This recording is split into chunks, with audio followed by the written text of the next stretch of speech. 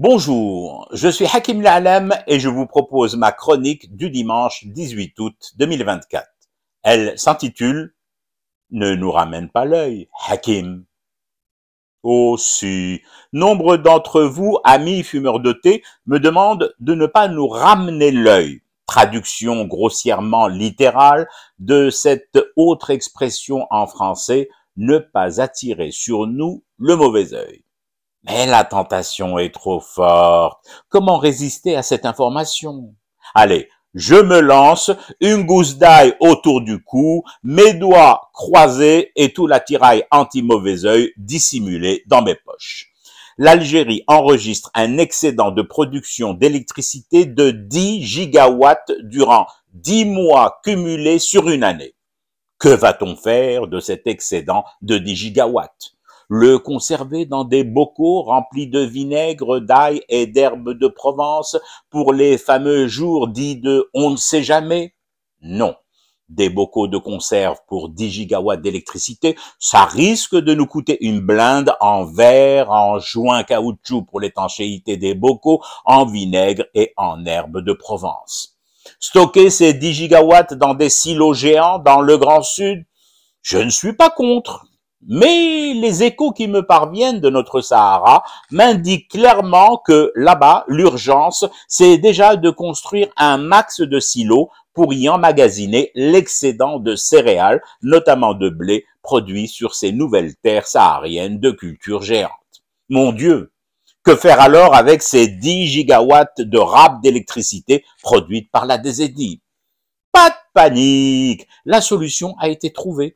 Un câble sous-marin, un long câble sous-marin vers l'Espagne. Il ne s'agit pas du fantasme d'un requin bleu friand de câbles sous-marins. Que nenni! C'est bien le projet en cours de discussion entre Alger et Madrid. Notre excédent en électricité, nous allons le vendre aux Espagnols. Ben oui! C'est la concrétisation pratique du fameux slogan « Sortir du tout hydrocarbure, pétrole et gaz ». On y est enfin, les amis. La DZI est sur le point de devenir un acteur important, certes pas encore un géant, mais un acteur sur le circuit des pays producteurs d'électricité et exportateurs de cette source d'énergie non polluante. D'une pierre, deux coups. Nous nous plaçons dans un segment nouveau, l'électricité, et qui bénéficie en plus de cet a priori favorable en Europe, dans cette Europe où les questions environnementales sont de plus en plus incontournables. Mais ce n'est pas tout. La vente de notre Kaharaba, de notre 10 gigawatts, de nos 10 gigawatts aux Espagnols, n'est pas une première. Un autre câble est déjà en projet avancé avec l'Italie. Et celui-là présente cet autre avantage qu'il inclut deux autres clients en plus de Rome, l'Allemagne et l'Autriche. Aïe, aïe, aïe, aïe, aïe! La gousse d'ail autour de mon cou est en mode warning non-stop. Oui, je sais bien que vous m'aviez prévenu, mis en garde contre l'attirage de mauvais œil sur nous. Qu'à cela ne tienne, transformons en idées les mauvaises intentions de nos ennemis, notamment Hedouk, qui vivent en ce moment des pénuries d'eau et de courant. Quelles idées? Vu que nos performances alignées ces dernières années à un rythme appréciable attirent le mauvais œil, nous allons avoir besoin d'ail, de beaucoup d'ail, et il reste de la place dans nos nouveaux champs agricoles du Grand Sud. Alors, plantons de l'ail, que diable, si j'ose dire.